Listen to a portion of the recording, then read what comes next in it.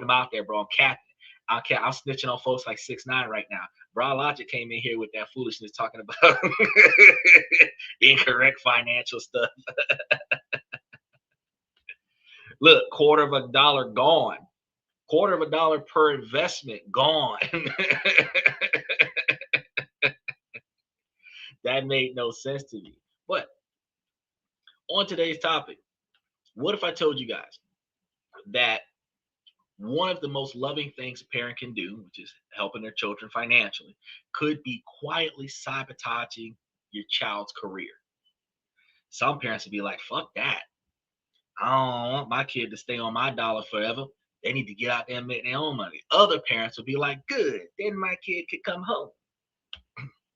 I'm not the latter. I'm the former. What if the money that you give your kids with the absolute best of intentions isn't just making them a little dependent? What if it's systematically setting them up for a life of professional anxiety, stagnation, and a deep-seated fear of failure? These are some interesting questions for y'all to think about now. He said, best advice, 18, get out. Well, that's not necessarily the case. Truth of the matter is, before I even get into the topic, is it is not the age of the child that is the issue. It is how much you're doing for them and at what age. Yes, children that are 6, 7, and 8 years old that don't know much of anything about the world, you are supposed to get them everything that they need, not necessarily everything that they want. The things that they want, you have to teach them the importance of what they're getting.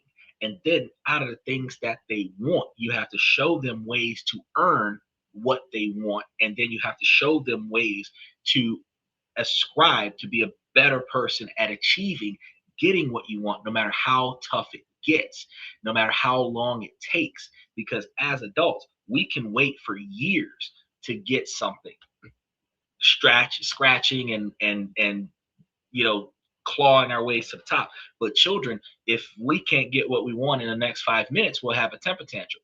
And parents typically get tired of those temper tantrums. And outside of scenarios where child abuse laws might kick into play, where there are no real, you can discipline your children in public. It's just socially unacceptable. But the fact is, back when we were kids, we used to got our ass whooped. But we talk back to our parents. We want it now. All right, you'll get it now. Backslap to the face. Now pick your teeth up off the ground and stop acting ass. 2025, they'll sit there and watch the child have a temper tantrum, all embarrassed in public, while everybody else is all uncomfortable at the fact that this child is acting irresponsible, because all of us that are in that scenario would be thinking the same thing. Beat that child ass and make them sit down and shut up. But we can't do that. Nobody can do that. You know what I mean? And that allows the children to run wild. There's a level of moral hazard that is reckless, because they end up thinking they can do whatever they want with no consequence. And if they whine and scream and yell and kick long enough, loud enough, they will end up getting what they want. But that's not the way life works as an adult. If you stomp your feet and cross your arms as an adult, you don't get shit. Look at what happened to the protesters. Your ass go to jail, but you're not going to get what you want. You know what I mean? So when you think about setting your parents up for setting your children up for success, if your children are staying in your house until they're 22 or 23 years old, they're saving up their money to buy a house, or saving up their money for the down payments on the apartment. They're changing jobs. So instead of them being on the street, they're living in your house. They just got out of a bad relationship, got a divorce, whatever the case may be, and they're living in your house as a safety net instead of working towards like failure. It is better to lean towards preparing them for better decisions going forward. Michael says common sense says you should already know it, but that's not true. Like a bird builds a nest is common sense. But yeah, like when you push a bird out of the tree, if they aren't ready, they're going to hit the ground and die. So it's either fly or fail. But a lot of times there's no redo. So he had to bathe my dog inside today. Usually I do it outside. Heathen. Who bathes their dog outside? What? What? My dog gets bubble baths in the tub. That is not nice. That poor dog be outside just getting dirty and wet at the same time, covered in suds, talking about some now you smell like roses. Maybe we should build a 5-story house for every generation. That's called an apartment complex. And you could. You could. And if you did and you charged everybody rent, guess what?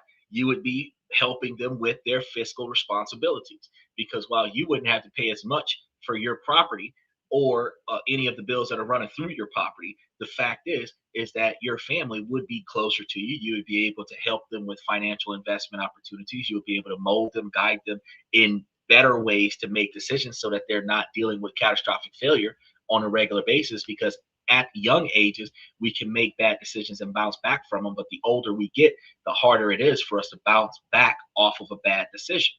You know, we might be able to let it ride when we're younger, but at a certain age, we might have so much stuff that we might have to file for bankruptcy. Uh, we might only be able to file for bankruptcy so many times inside of a 5 or 10 year period. But after a while, we're going to have to just let it ride and lose all of our stuff. You know, after we've lost all of our stuff, the number of years it takes for us to get it the first time is going to be twice as much to get it back the second time.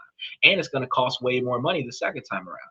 The recovery is hard. It's not impossible. It is hard, but it's even harder the older you get. And then your willpower and motivation to recover is diminished the older you get. Typically, when we start losing everything, we start spiraling, right? So it's hard to bounce back off of that. I mean, I know it sounds harsh, and I mean, I know it sounds very counterintuitive, but you know, we're starting to understand that it's not about how much money parents give to their adult children, but how they give it to them.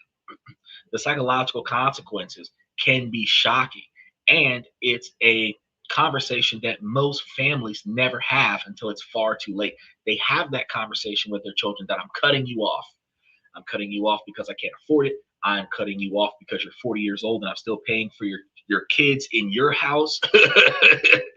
Typically, when it is far too late, they don't do it. They don't have this conversation from childhood on the way up, preparing them with financial decision making skills, which would make it common sense. Because that's one of the foundations of this podcast, is that common sense used to be all too common. Everybody knew what everybody knew because everybody talked about it. Today, all we do is watch videos about people making asses of themselves and nobody talks about anything. And then the common knowledge is lost in the wide stream of false news that runs through the series. It's crazy. Dylan says, I just read a story about a guy who had an affair with a life-size doll and he felt guilty, so he went to the county dump and he dumped the body because he felt guilty. Why? The body was found and it made national news. Wait. So he had a life-size doll and he was waxing that wax. And then he disposed of the life-size doll. Not the wife, the doll. Not the one that's getting on his nerves, the one that was satisfying. He disposed of because he felt guilty. Well, because the wife was jealous. So my question to that article is like, why didn't the wife do what the doll was doing to keep the man happy? Because I mean, if he dumped the doll into I understand the blow up dolls. I mean, people have those. I don't know where to get one, but people have those. I understand it. But my thought is like, well, why doesn't the wife? Because think about this. What is the doll doing that the wife is not doing for this to be a full on affair? You understand? The doll doesn't talk. So the doll doesn't talk back. The doll is putting out. You got to really think about this. And the fact that he's got this whole, I guess, relationship with this doll instead of a whole nother person, she should be lucky. Because he could have had a whole nother family like Usher letting it burn. Like I said, my neighbor didn't pay his taxes for the last 4 years. He just sold online. Yeah, you told me about it. That's a crazy story, but it was for like 3 years he used it. Well, that means that for 3 years, his wife wasn't doing her job as a wife, because part of the man's role in the marriage is to do what needs to be done to satisfy your wife, protect your wife, provide for your wife. But the woman's job is to do what she needs to do to satisfy her husband and provide whatever her husband needs, which is more on a non-tangible basis than it is a tangible basis. Men have a tangible financial responsibility to their families, and women have a non-tangible effort-based responsibility to their families. So if this man for 3 years is rocking this blow-up doll until he put 8 holes in it and it's only supposed to have two, and you find this blow-up doll in the middle of a city dump covered in duct tape, scotch tape, where he done everything that he could do to this doll, I mean, at the end of the day, the doll served its purpose. Would that be cheating? Technically, from a woman's point of view, anything that allows a man gratification that doesn't come from her is considered cheating. Any type of validation or satisfaction or any type of pleasure or anything to that effect that could become a man in a relationship that does not come from his woman can be considered cheating. Likewise, on that same dynamic, any man that has to get this from something or someone else recognizes that the woman ain't doing her part. Women cannot be from the expectation that men must selfishly become monks, where the women are selfishly expecting the men to become monks and just sit there abstinently waiting for attention like a dog. And then eventually she might acknowledge it. It doesn't work that way. Just like women have needs, men have needs too. Their needs are different, but fundamentally, if a woman is not doing what she needs to do for a man, he's gonna get it from somewhere else, whether it's a doll, whether it's a person, whether it's an Xbox, a PlayStation, GTA 6, whether it's cars, stereo systems, whatever it is, you're gonna get it from somewhere else, because the fulfillment in the marriage, the fulfillment in the relationship is not there. And the fulfillment will only be there when the partner provides their levels of fulfillment that's missing. So regardless of what people think, when you look at an affair, you while you will shun the person who performed the negative action, the person who is going to be victimized of this needs to recognize where they failed to allow this to occur.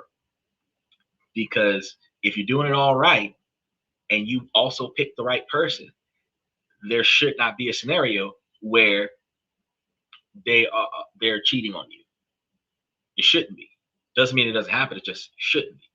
But statistics have shown that typically affairs, regardless of whether it's a man or a woman, comes from scenarios where somebody is not paying somebody enough attention and somebody is not putting in enough effort to validate and acknowledge the other person, whether it's physically, emotionally, mentally.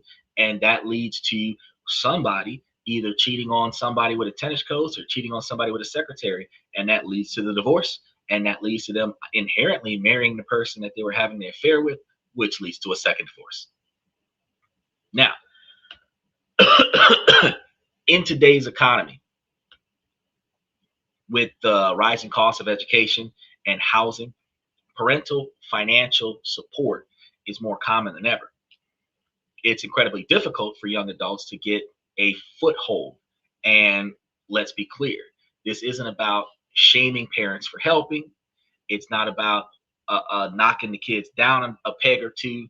It is simply recognizing the fact that it costs more than what you would expect to get your feet on the ground in 2025, because things are expensive right now. From rent to groceries, things are expensive. Transportation, your own personal transportation, and employment is not as widely profitable, depending on what you get into, as people might hope.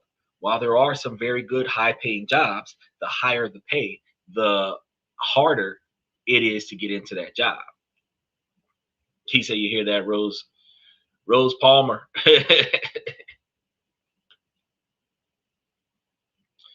um, So in many cases, that support is a critical lifeline. And some studies suggest that direct financial assistance can be incredibly beneficial, fostering higher educational attainment and allowing young adults to pursue career building opportunities they couldn't have done otherwise, and they would not have been able to afford that. So, for instance, some research has linked financial transfers to high occupational status, especially for college graduates. It can be a powerful tool for good, but there is a razor thin line between a launch pad and a safety net. When that line gets crossed, no matter how soon it does or how late it ends up, the very support system designed to help can become a cage. And it can subtly reprogram a young adult's entire relationship with risk, ambition, and money itself, creating a hidden architecture of dependency that holds them back in ways that they can't see. And their parents would never intend for this to happen. Is Japan just released human-sized washing machines, step in dirty, step out clean. What? Are you helping or enabling? Exactly. Exactly. That's what we're trying to find out. Now, I actually didn't know. Well, wouldn't you call that a shower? But you also got to remember, though, in Japan, a lot of the places that they have do not have like bathtubs and stuff like that in the units.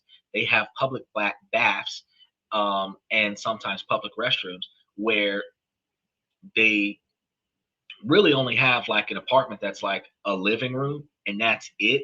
And they have like partitions that divide the rooms up. And however they mix and match the partitions to have the bedroom and the kitchen and all of these other things. But the that is actually pretty cool. A washing machine that is designed for you to walk in and get your shower on and walk back out. So I'm guessing you're gonna like put on some goggles and nose plugs and ear plugs and just step in and do one of these numbers and just or put your arms up and just let it get all of your naughty bits. Kind of feel like you could just go there and just let some of the Japanese women bathe you, and then that'd be a lot better. At least I'd have a happy ending out of that. But either your head sticks out of the top of the machine. I don't know about that. I got two problems with that. The first problem is my hair's not getting washed. And the second problem with that is that while I'm in this machine, I don't have any control of what they do to my face.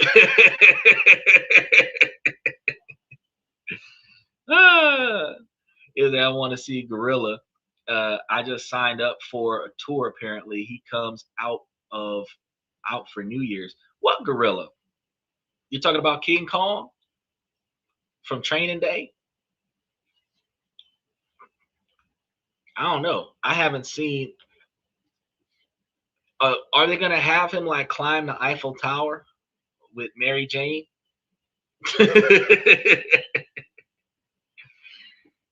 Let's get back to the main topic, though. We're going to break down the 5 most common ways that well-intentioned financial help can backfire when you're trying to help your kids.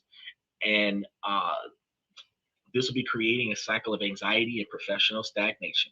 And more importantly, we'll talk about how to break that cycle, how to structure help that builds true independence and give your children the one thing money can't buy, which is the unwavering belief that they can succeed on their own, not built on faith. So if you're a parent trying to figure out the best way to support your kids, or a young adult navigating this complex dynamic yourself, this show is exactly what you need, because we need to talk about the silent killer of careers, which is the wrong kind of help. And you guys know about this. It happens on a regular basis that when we call it enabling, right? When you're doing something for somebody more than what you should, where you're now allowing them to make bad mistakes as opposed to helping them get out of a tough spot. That's one of the things that I think we need to be trying to break through today. We're going to be pulling back this curtain and unraveling the true dynamics of this. He said, no, they have a famous zoo in Japan of rare ones, but a gorilla is a monkey, and a monkey is a brother. Because apparently, according to some religions, uh, the um, the white people were supposed to be, from the Garden of Eden, and the black people were supposed to be from evolution. I don't know. I don't know. That's what I heard. Rumor had it, but I'm just like, a big monkey. If it's flinging poop, I don't know. It says, so if you buy them a Tesla robot, maybe they can make it. Borderline, close to topic, not quite, but let's entertain this for a moment, because if you buy your kids a Tesla robot, if the robot is going to aid them in being more successful, they probably could make it. But if the robot is going to enable them to not have responsibilities, like those kids that never get off the game, they be spending 18 hours a day playing video games, and the robot brings them food and drinks, and they don't ever go take a shower. And the only time they get off the game or pause the game is when they go to the bathroom. God forbid they use the bathroom in the same room that they're playing the game on. A robot could enable them to be more dependent. So I can't say that that's going to be a thing. I think it's crazy how there is a guy on YouTube that hands out fireball booze. I mean, if you take a fireball and put it in your coffee, we call that jet fuel. So if he's handing out the little 1 ounce bars of fireball, he should be handing them out in pairs. And it's better to hand out fireballs than it is to hand out Tide Pod challenges. Just my thought. By 9th grade, you should be headed out to a trade school. So by 12th grade and graduate, they will have a job. But see, sending you to a trade school doesn't make you financially responsible. Sending you off to a trade school allows you to go to school abroad. It does not teach you how to manage finances. It does not teach you how to be self-sufficient. Yeah, you have to pay more attention to how and when you're going to eat, but you're still under the authority of somebody else, somewhere else. It does. A trade school is only going to allow you to learn skills during class time that you can utilize for an employment opportunity.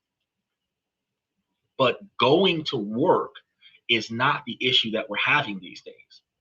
It is spending the money wisely after you get paid is the issue that we have these days. And no educational facility is teaching any of the kids how to budget, save, and invest. They don't teach kids how to write checks. Kids don't know what checks are these days. They know how to go to Amscot and get a money order, but they don't know how to write a check. Not too many of them, unless they were take their kids to work day, experiencing invoices. They don't know what an invoice is. They don't know what the P&Ls are. They don't know the ins and outs of how Christmas came about. Parents lie to children and tell children that an invisible man or fictitious man comes out of nowhere, breaks into their house to leave stuff behind and then disappear, so that the responsibility of getting the present isn't on you because you couldn't afford it. It's on Santa because Santa decided that you weren't good enough this year, so you didn't get presents. Instead of just saying, I was too broke to buy you stuff. You know what I mean? But they don't talk about Krampus, who eats naughty children. Just trying to say, oh, you leave cold because you weren't behaving right. But that teaches children to idolize stuff, not value being appreciated by the person who gave them the gift, which are two different things. They said, but hands it out to the homeless people is crazy by enabling them to stay drunk. Well, hold on, Dylan. You do realize that alcohol, um, especially in cold scenarios, will give you a sense of warmth. It activates the pH levels in your stomach and increases your body temperature, even though it's a minute period of time. Couple shots, you might not be cold anymore. Probably should be handing out blankets to the homeless people, but couple shots of something strong in 50-degree weather, and you won't be freezing your balls off as much. You notice when people drink alcohol, they burst out into a cold sweat while they're drunk. And a lot of drunk people may end up becoming addicted to uh, alcoholism because they drink alcohol to stay warm when it was cold because couldn't build a fire where they were, and then they end up in a situation where they become dependent upon that because they've had too much access to it. But you have to understand that a couple glasses of alcohol will have you hot as fuck outside at 45-degree weather. Where if you don't have a blanket, it don't matter because you sweat. See what I'm saying? To invoice people for looking at me, charge them intellectual property rights. I wish that I could do that because I would get a lot. Unfortunately, not working for me. He said, interesting. Well, socks is best in my opinion. Socks, blankets, or actually providing them with a roof over their head that has heat in there so that they don't have to be outside anymore, I think would be the best solution to that problem. But we talked about this on the show before about how to solve that problem. We just haven't gotten enough people to put that effort in to solve that problem. Because as you know, $10 a day per person from every American in the United States, we would put a stop to homelessness inside of 3 years. $10 a month, every month for 5 years would stop homelessness in 3 years. And if you kept doing it for 10 years, you would have a surplus of capital there to prevent homelessness from happening, which would provide more resources to at risk families, which would reduce the need for so many of the poverty level benefits. Because if you fix the problem, you won't have to put so much financial effort into treating the symptoms. Ultimately, fixing the problem is cheaper than treating the symptoms, but it doesn't change. He said, I'll take that bet. I know you would, Michael, but it requires everybody to work together. Now, you and I already know that we're not going to get 385 million people to donate $10 a day for 5 or 10 years. We barely claim taxes every year. So, if a third of it was to happen, you still have enough to reduce homelessness by a substantially large quantity, which would show the type of precedent where the government would be able to fund it out of tax dollars instead of asking for people to give it to you directly and then get a tax write-off on the donation. You would be asking the government to give it to you and then take it out of the tax dollars, which, I mean, $43 billion is not that much for the president to do because he'd be swinging around billions of dollars a week anyway. So $43 billion a year is not a lot of money. Didn't he just do more than that with $1,000 per kid for the 1 point something million kids that are born every year from now to 28? Yeah. Once you show that a system works, you can get the country behind it, but you have to start off by getting it done. And that's the hard part. So let's start with the most dramatic form of misguided help, the bailout. This is going to be intense now. So imagine an adult child racks up several $1,000s in credit card debt, and he tried to start a small online business. Made some bad calls, overspent on marketing, and now the interest is compounding. He's stressed, losing sleep, and feels like he's drowning. Finally, calls his parents. They hate seeing him suffer, so they do what any loving parent would do. They write a check and make the problem disappear. Immediate relief floods in, the stress is gone, the child is grateful, and his parents feel they've done their job as parents. But what was actually learned here?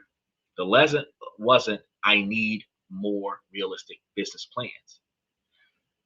The subconscious lesson was the one that seeps deep into the psyche. And this was, when I fail, someone will rescue me. The consequences aren't really mine to bear. And that's the issue. Oh, yeah, it's purely idiotic. It is purely idiotic. Um, I would make sure that my children are told that you have to make the right choices from the gate and accept the consequences of your action. Exactly. That would be enabling. Because if you don't accept the consequences of those actions before you perform those actions, you shouldn't perform those actions. I was told when I was young that if you ever get got for something, you better make sure you didn't do it, because if you didn't do it, I'll always come for you. But if you did do it, your ass is gonna stay there. I ain't visiting you on Sundays, and we don't take collect calls. At the end of the day, I ain't never got for something I did, and I never did something that needed to get got for. So because I knew that nobody was gonna come get me in a situation that I should not have been in, because I actually made that choice. Now, growing up in an economy of racial bias, you get swooped up like the Americans got swooped up with the ISIS raids, knowing clear well that this does not even look like a foreigner. You can snatch this person up, and then you gotta let them go because you got the wrong guy. Those situations couldn't help that. Wrong place, right skin color. Just got to deal with it. But would I deliberately put myself in those situations just because I know that nothing's going to happen? No, because you never know. You never know. Eventually, they're going to get tired of coming for you. It's like crying wolf. You cry wolf so many times, and then eventually you're going to cry wolf and nobody's going to come for you. So the fact is that you don't want to take advantage of the fact that people will come when you need it. But if you ask too many times, they're going to stop coming. But this is going to be the core danger of a bailout. By short circuiting the natural consequences of a mistake, it prevents the development of one of the most crucial assets for any successful career: the experience of survival of failure. You must survive failure. Failure is just a data point initially. It's painful and it's humbling, but it's also an incredible teacher. When you have to figure out how to dig yourself out of a hole that you created by getting a second job, selling some things that you probably didn't want to lose value of, creating a painful budget that you have to stick to, or negotiating with creditors, you learn something profound. You learn that you are capable.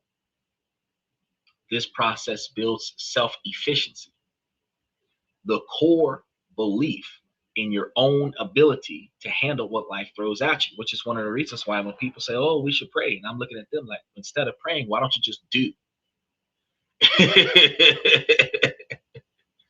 You know, while evidence can be mixed, some research has found a link between ongoing parental financial support and lower self-efficiency in young adults. That we were taught young, if you got yourself into a mess, you can get yourself out of it. Don't ask us. That's what my parents told me. If you did it, I am not coming to get you. So you already knew, if you had one phone call, don't call mama, because if you did it, she is not coming to get you. But if you know they're about to come and get you on some bullshit, before they even come get you, you be like, hey, they pulling up right now. I just been sitting here. They pulling up right now. And by the time, get off the phone. By the time you hang up that phone, she at the station. Where he at? Free. And out we go. You're gonna be saying free Diddy for 30 plus 1 years. You ain't gonna be saying free Xander. Free Xander don't need to be. That's the difference. When you are consistently bailed out, you are robbed of that experience. That fear of failure doesn't go away. It is metastasized. It becomes a terrifying monster because you've never actually had to face it and win it. And this fear can become a primary driver for career stagnation. You don't want to aim for that promotion because you don't believe that you'll get it. You believe that there are more people in the building that's more qualified than you are. But what if they don't show up for work the day that you're being evaluated for the promotion? You could get that promotion over somebody more qualified just because you're on time. I mean, you all you got to do is just show up sometimes and you can find yourself successful. I feel like in competitions, the participation ribbon does not encourage children to compete for success. Because if I show up, I'm likely to get recognized for being here, even if I didn't win. And that also devalues the victory from the kids that actually fought and won. Because I put everything into this.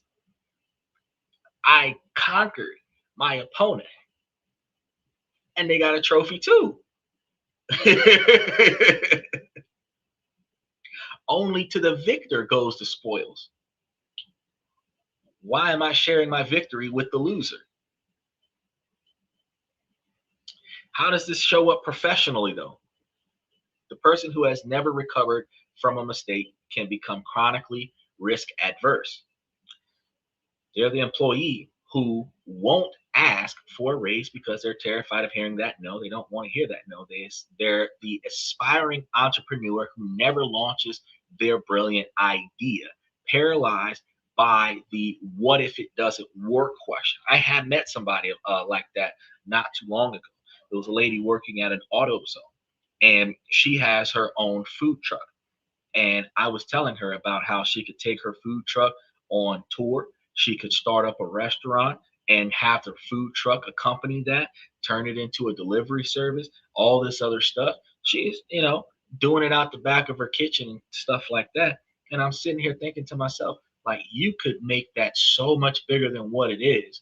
And her complaint was the competition of the brick and mortar restaurants that's been around since before COVID, and the lack of market and all of this other stuff.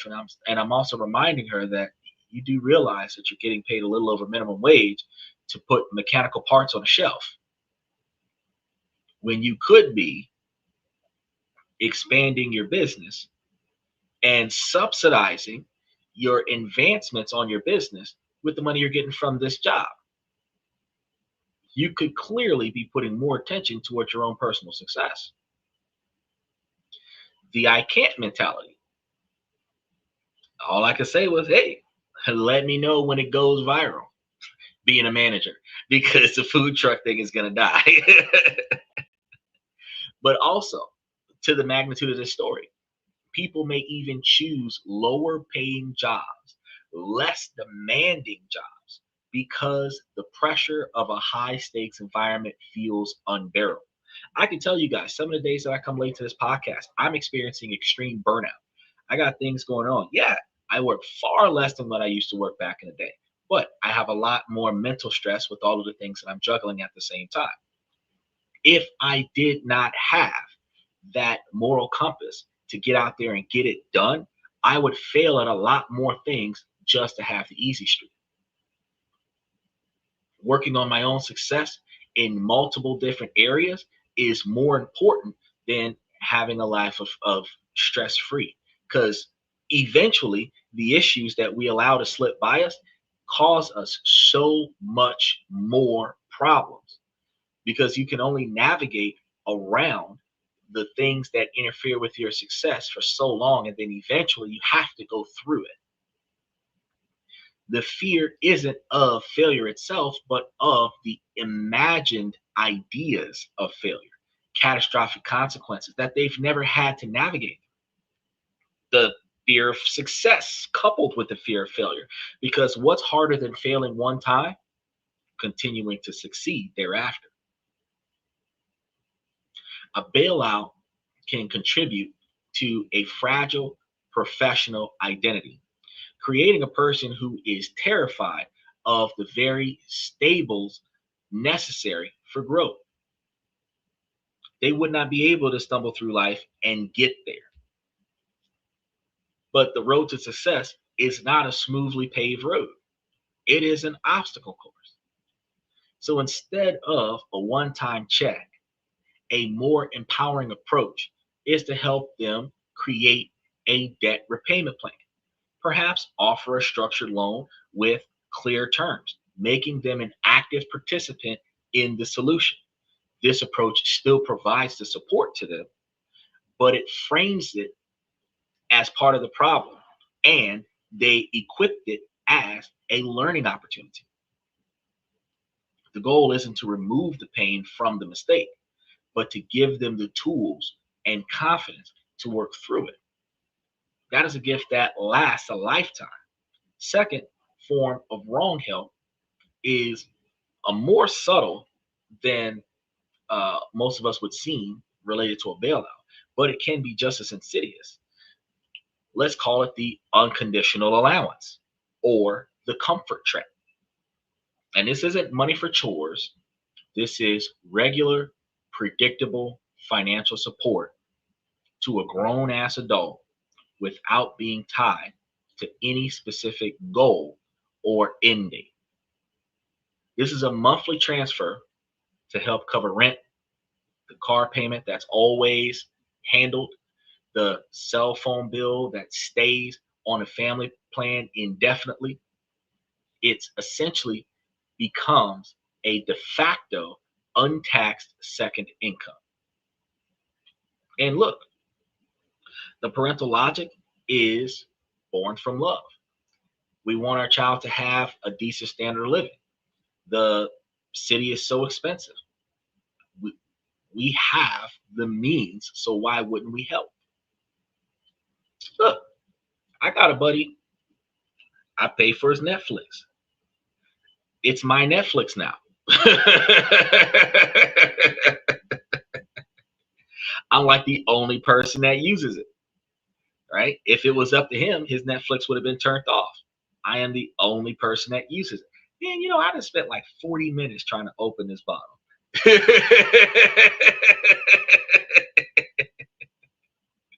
I need an alpha man to twist the cap.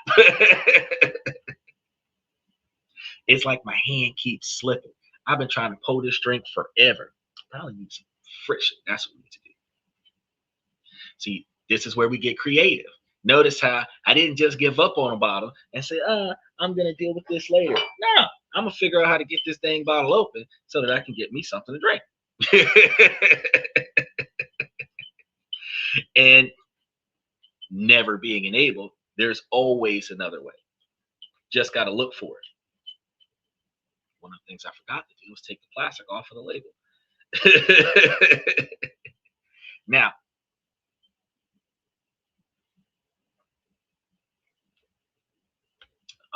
we have to be appropriate in this podcast, sir. The problem is that this open-ended subsidy doesn't act as a springboard. It functions as a golden cage. It artificially inflates as lifestyles beyond what a person's own earned income can support. Okay. And so like if you're paying your kids rent and now your kid goes and buys himself a Hellcat, now they've got this $75,000 car that they otherwise could not afford because you're paying their rent. Or if you're paying your kids car insurance, $1,000 a month car insurance because they keep getting traffic tickets. Yeah, while the kid pays for their own traffic tickets, the fact is that they're only able to pay for those traffic tickets because you're paying for their overly priced car insurance because they keep getting in trouble. Now, if they had to pay for their own traffic tickets and pay for the overly priced car insurance because of that, then No, I did not see XMX this week. What happened there? Um, then in those situations, since the kid can't afford the car insurance, they would have to park the car. They would have to take the car off for their insurance, turn in the license plate. If it was a finance car, they would have to turn the car back into the dealership because the dealership won't allow them to maintain possession of a vehicle that doesn't have insurance. They would end up no longer driving until they can afford to pay for the car insurance, which by losing your driving privileges because you can't um, oh, he said SMX is up 300% this week.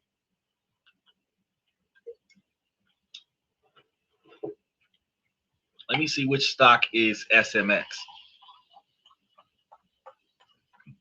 Got my customary this and that cup, which you can get off of the this and that store. And I got that bottle open.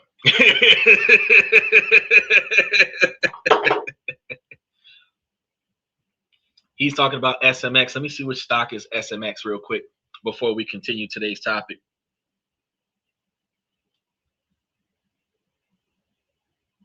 SMX. $3 trillion frontier, one technology. Wow.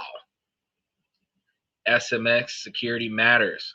Oh, penny stock SMX skyrockets over 120%. Well, this is a NASDAQ thing. Its position is materially identity, and it's going to be a search engine at its core of gold ETS from rare earths. 13 hours ago, they said it went up 300%. And that surge is now driving the market, and it just started. So we're going to see how high it gets. 11 hours ago, it surged 155%. And market recognizes its full potential now. And SMX stock rockets 7 hours ago on $111.5 million funding and proof economy tech. So who is SMX?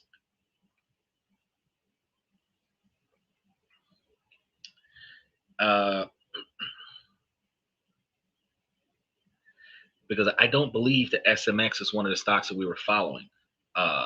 So this would be new stock information that we would be taken into. I see True Blue.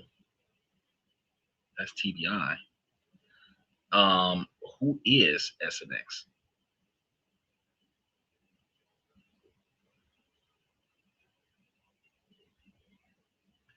SMX World Championship Finals.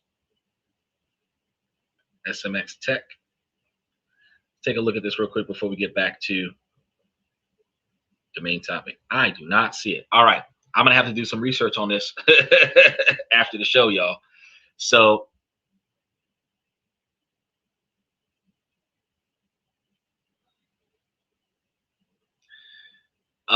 here we go. He says, I love these stories about billionaires who tell everybody that they will not leave any money to their kids. They usually forget to mention that their kids will chair a $1 billion charity. They will share. You realize that a charity, the board members of a charity can get 5%, can split 5% of a charitable investment.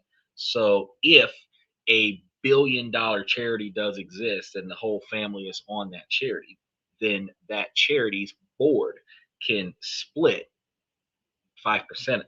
That's looking at roughly like $5 million worth of money. Well, yeah, about five, I think $5 or $50 million, something like that, because it's 5%, probably $50 million out of $1 billion. So that's like crazy, which means that ultimately they still got a ton of money, but any income coming from the nonprofit is still taxable income for the employee that receives it. So if you're on the board of directors, you could still be taxed on that. But if they put it into a trust and that trust doesn't generate revenue and they're getting installments out of that trust, that is tax-free money. So while they won't inherit the money in probate, they'll still get it. Started out like $34 on Monday and finished at 343, but back down to 266 in after an hour. That's still a good rally. So totally studied it over the weekend and got sidetracked on Monday morning and missed it. Sheesh. Man, should have stayed on top of it.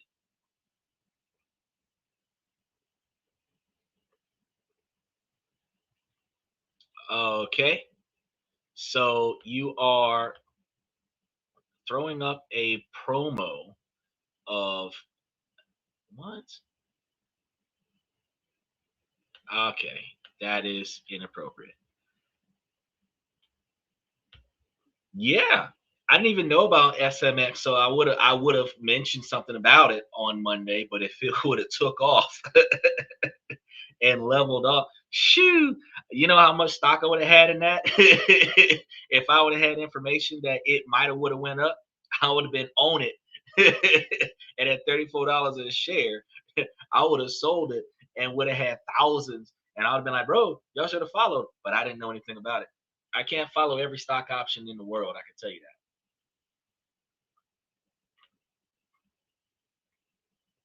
Now, back to the main topic. Um, when you build this type of lifestyle where you're getting money that you didn't have to work for to subsidize a lifestyle that you otherwise couldn't afford, it creates a baseline of comfort that is disconnected from the professional output. And here's the psychological trap: comfort is often the enemy of ambition. This regular, no strings attached money can dismantle the incentives for financial hustle. Why fight for a 10% raise when your parents can subsidize uh, your standard of living efficiently with a 20% income boost that requires zero effort? Why develop a side gig or learn a new skill when the financial pressure to do so is gone? This phenomenon is a core theme in the classic book, The Millionaire Next Door. The authors coined the term economic outpatient care to describe this exact situation. Their research on affluent US households in the 1980s and 90s found a startling correlation where the more financial gifts adult children receive, the less wealth they tend to accumulate on their own. I don't know, ladies, y'all might want to take this information under your belts, because the more you get spoiled by your economy, the higher your expectations are to be spoiled, but the less effort you put into earning what you get. Not saying that that's wrong for y'all, because if I was on the receiving end and not having to apply myself to shit, I'd be taking it too. But the drive to go get would be gone, and the motivation to convince someone to give me something would be the only thing that I would have. So instead of me getting out there and getting it for myself, I would be puppy dog eyes and manipulation and back end deals in order to backdoor deals some scenarios where I can get the compensation with very little effort, or less effort than what it would have been if I would have been doing it on my own. Now, these recipients were often masters at spending money, but novice at wealth building, which is one of the things I was talking about at the beginning of the show. Putting a kid in a trade school or putting them in an Ivy League college is not going to help them save and invest money. Oh, yeah, it'll help them work towards getting a job that puts more money in their pocket that they can spend more money. But the average American is broke. And we understand that the average American is broke because, true to life, uh, most Americans live at more than 90% of their income. The 1% or the top 10% that leverages their income still might leverage their income at a 90% of their income status, where most of their stuff is tied up in business and some of their stuff is um, actually taking care of themselves and other people. Dylan said, Lunar is the best choice, in my opinion. I think SpaceX is going to try and buy them out. So, which one do you invest in, Lunar or SpaceX? Because if SpaceX is going to buy out Lunar the way T-Mobile bought out Sprint, you can either make a decent quantity of money off the sell of Sprint, or you can make a substantial quantity of money by the customer increase of T-Mobile. Lunar, exactly. Get the one that's about to make a bunch of money and then take your profits and go somewhere else. He says, do the parents have a responsibility to raise competitive kids in the first place? Good question. Parents want their children to succeed. And because of that, parents teach their children to be competitive. Minority parents in the 80s were teaching their children that they had to do 10 times more than the next child in order to be considered equally. And ironically, that concept still stands firm today. That minority individuals have to try harder because they have less resources, they have less sponsors, less endorsements, and they have to fight their way into what someone else is entitled to based on their social economic status, the who's who that they know. And the fact is that competition is going to be a thing. It's not something that you can take out of being an adult. You have to compete against other people who apply for that job, even if you're competing on paper. The stats don't lie. You have to, your resume is compared against other resumes that are pending right now. Your credit score is compared to other people's credit score that's pending right now. Your offer for the house is compared to other people's offers on the house. Your ability to get approved for a loan is compared to all the other people that are borrowing money versus the number of applicants available to receive money, or the quantity of money being received. There is some level of competition there. Your ability to purchase the car is based on how many cars are available and who's there to buy whatever car is on the lot. If you get there and nobody is interested in that location, that position, that asset, you're more likely to get it. But if there's somebody else there, the word auction is competition, because you're going to see who the highest bidder, who can put up the most money for this item. And typically, if you're not one to compete with finances, you're going to let somebody else outbid you because it ain't worth it.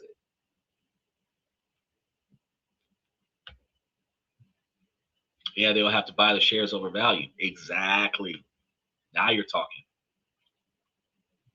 In my sixth edition of the Good Looking, it says, raise them right, but you don't have to like them.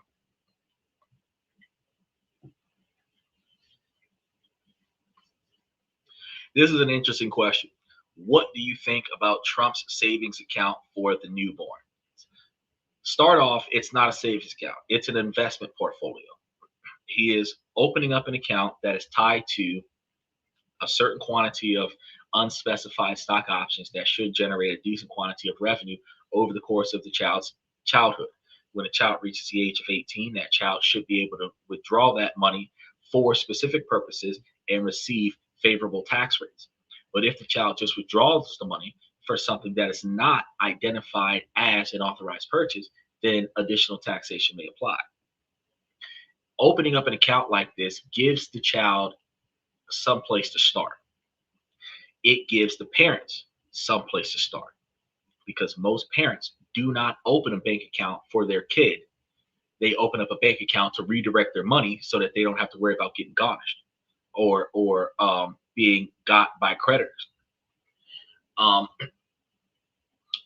this particular type of account can be managed by the adults.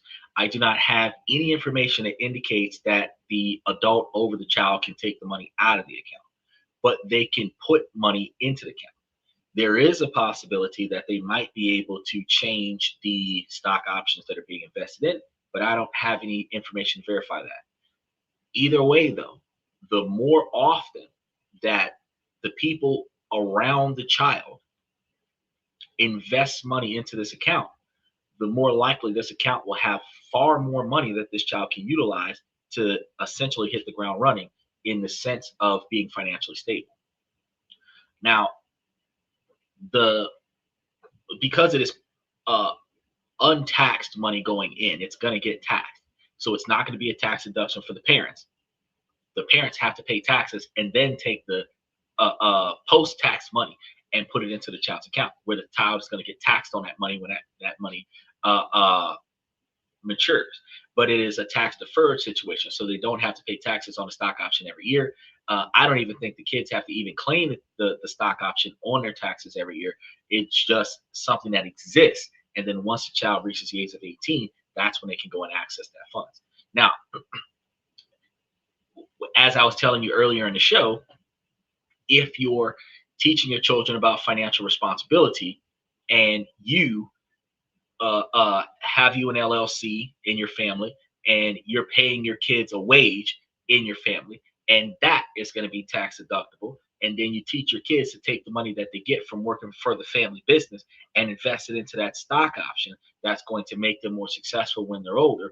You're able to put $14,000 a year into this kid's account, which you could get $14,000 worth of tax deductions through your LLC, and then your kid would have $14,000 a year worth of money in their account. With 18 years of that, that kid will be set. That kid would be set. That kid would have well over $300,000 accessible to them, plus interest. But it requires parents, adults, to be fiscally responsible. One of the tools that I tell you guys about navigating parenthood is, instead of just giving your kids money and then forcing them to follow your rules because my house, my rules, and at the end of the day, I'm going to give you an allowance to be under my authority. That doesn't work, because it allows the children to stay children. You start navigating things with the kids by setting responsibilities. Make them buy their way out of trouble the way they would have bought their way out of trouble with speeding tickets and criminal court. You know, when they want to go places, uh, good to see you again, brother. If they want to go places and you've got a curfew, it's like, treat them like a hotel. If you're coming back here late hours of the night, the way you would check into a hotel late hours of the night, you're going to have to give me hotel fees. You're going to have to give me a few $100s to not come back. Because the thing is that if you are old enough to make choices that I disapprove of, then you're old enough to pay for the consequences. So if I put a price tag on you doing the exact opposite of what I said do, then you should be able to return that capital to me, and I should be able to allow you to do whatever it is that you're going to do. Keep in mind, I'm still going to provide the parental advice to let you know that if you're making a bad choice, and I've already given you the parental advice towards your bad choice, if this ends badly, I will stand by you and watch you suffer, but I will not bail you out of this catastrophic behavior. I'll give you moral support, but you're going to have to pay for your own lawyer on this one. This is the dynamic. If they understand the consequences of their actions before they perform the actions, then they don't perform the action. I worked with 3 days this week with my fractured clavicle bone. Ooh, that sucks. Good to be working again. Shoo! I'll be trying to work on a computer, but it is good to see. I'm glad that you're halfway getting better. Because eventually, you know, if you don't get out there and get back to work, you're going to get used to being at the house. The ball of the foot bone that attaches to your Achilles tendon. Yeah, that sucks even worse. How the heck you standing on your toes all day like a resurrector, huh? 2 weeks ago. Hell no. I'll be a disability. Look, the enabling. That's what I was trying to tell you.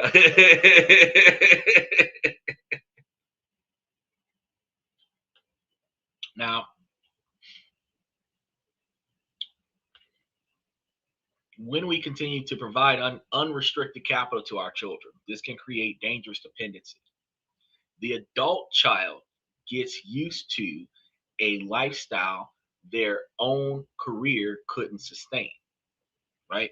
And this doesn't make them feel rich. It often makes them feel like an imposter. Externally, they look successful, but internally, they know they can't support their own life, which can lead to a gnawing sense of inadequacy in them. 1099 self-employed didn't get disability. Exactly. Self-made men or self-sustainable men don't have those fallbacks. You can't get unemployed compensation, workman's compensation. You can't get those on-the-job injury compensations like talking about it because you your own boss. So if you don't go to work, you just don't go to work. You don't get paid. Because I inquired about that, they said 6 months they would be able to do something. Yes, you have to be considered reasonably permanently disabled. So how it works is you got injured a couple of weeks ago. You're going to go through 6 months of rehabilitation. After you've reached that level of rehabilitation, if they determine that you're not capable of sustaining employment because of your injuries, where your injuries will be perceived as permanent, then they would afford you with disability. If at any point they determine that you are capable of sustaining a job in spite of your injuries, then they're not going to give you disability.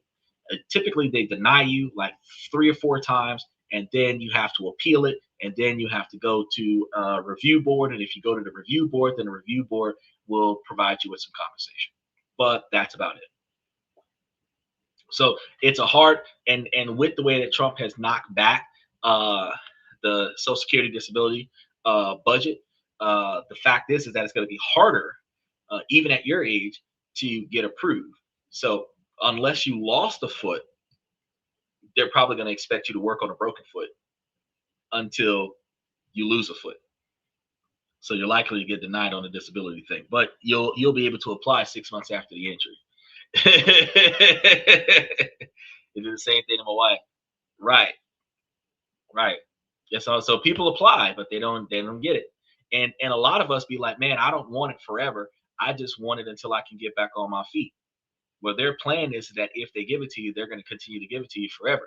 They used to have a thing that was called temporary disabilities income, where for the first 6 months, immediately after a major injury where you're taken out of work, they will provide you with a level of disability compensation that will provide you with subsidies until the claim was over. But they took that away, and now there isn't a thing about that anymore.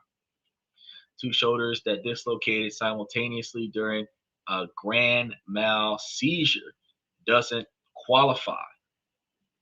How the wow. Well, if you ain't got no hands because your shoulders don't work no more, to me, that qualify. What's she gonna do? Type on a keyboard with her toes? These people is ridiculous. These people are ridiculous. But I mean, I guess since that Olympic gold medalist was out there running with no feet, won an Olympic gold medal, he all he had was like knees. He had nothing below the knees. It was just like metal, and he won an Olympic gold medal. I mean, I guess they can consider, but that was considered disabled. So I don't understand. That person with no legs can run faster than people with 2 feet. I don't understand. And my ex-wife was told that these people own some other stuff. Well, at least you still got your ex-wife. That's a good thing. Do you nickname her X? You could call her Professor X.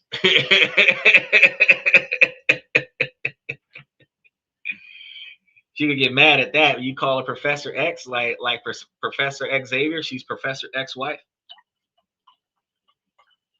You know, if she gets a boyfriend, you got to interview him. You got to interview him. She's gonna be like, "Why?" And you're gonna be like, "I'm protecting my investment." Because you don't want another man to benefit from the woman that you put everything into. He's got to have a certain credit score. you you you're gonna have to do a marriage contract with her and be like, I'll give you my wife if you give me a dowry. I'll give you my ex-wife if you give me a dowry. He said no alimony, no court child support. I take care of her and my daughter in my home till her disability comes through finally. Yeah, but the disability is going to reimburse you for taking care of her. And when the disability come in, is she going to find her another dude? She's going to be taking the check back. So again, you need to put you need to subjugate her ability to get married with your ability to get installments for taking your ex-wife out of your house.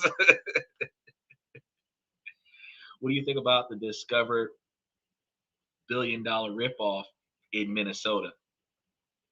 There's a lot of ripoffs all over the country. That's up to her. I mean, you can say that's up to you, but you're missing out on a blast of entertainment here.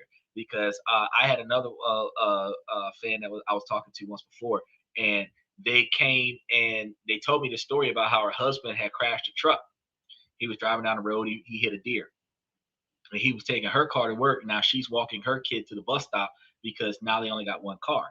Um, and I told her that she should have got him a tricycle with a little bell on it from Scary Movie and have his ass ride his bicycle to work and let her take the car and bring the kid to the bus stop so that they wouldn't have to be walking in the dark, in the cold, and everything like that. And get him like one of those pinstripe suits and stuff so that he could think about what the hell he did. And the the fact is that while you could just lend her your car and be like, it's okay, we're in this together. If she had to ride that damn bicycle to work, I can guarantee you that she ain't crashing shit else.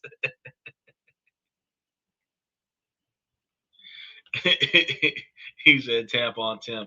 Right, that's what I'm saying. Uh, I think we should get back to eating chicken for breakfast.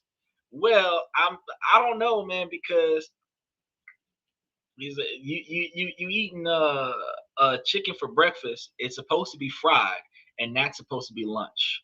It's supposed to be deep fried chicken, and that's supposed to be lunch. It's supposed to be deep fried chicken with extra butter on it and glazed with cheese, and that's supposed to be lunch. Now for breakfast, you could do like baked chicken because you're not supposed to have all that grease when you first wake up. You might get the runs for that. But if you made you one of them chicken sandwiches from Popeyes, you got to sprinkle a little crack on it because that's the only way that it's going to work for you. That's the secret recipe. Because they were killing each other for that sandwich. It was chicken with chicken as a bun,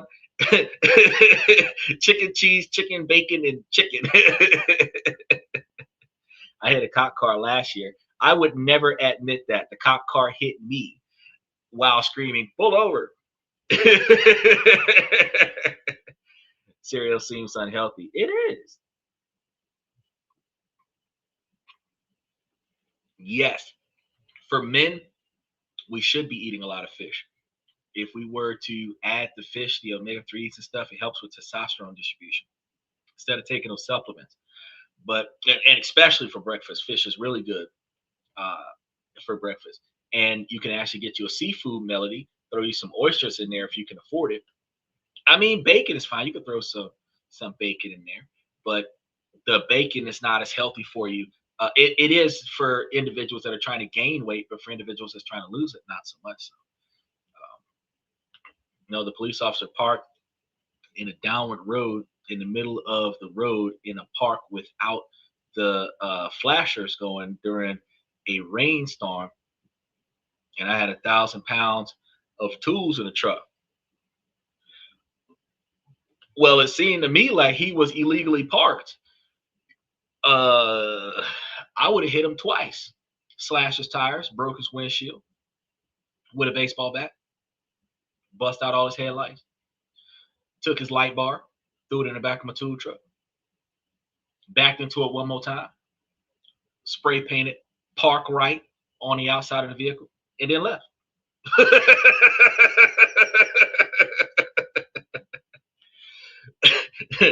Is it illegal to start A penguin army. That's not even a relevant question.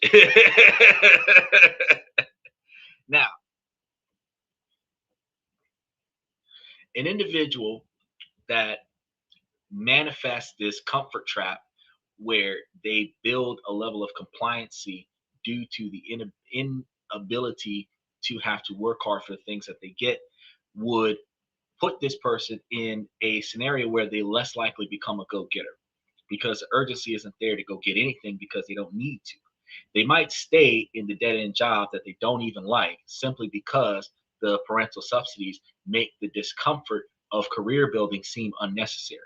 It lulls them into a state of good enough behavior, and the death knell for reaching their true potential starts to develop itself. The alternative is structured, purposeful support. So if you want to help them with the rent, frame it with a time limit. We'll help you with half your rent for the first 12 months to give you time to get established, or offer matching funds for savings. For every dollar you save for down payment this year, we'll match that up to X amount of dollars, almost like a 401k. And this shifts the dynamic from entitlement to empowerment, rewarding responsible behavior rather than discouraging it. Instead of dominance, eating the twilight zone. Oh, we have this guy.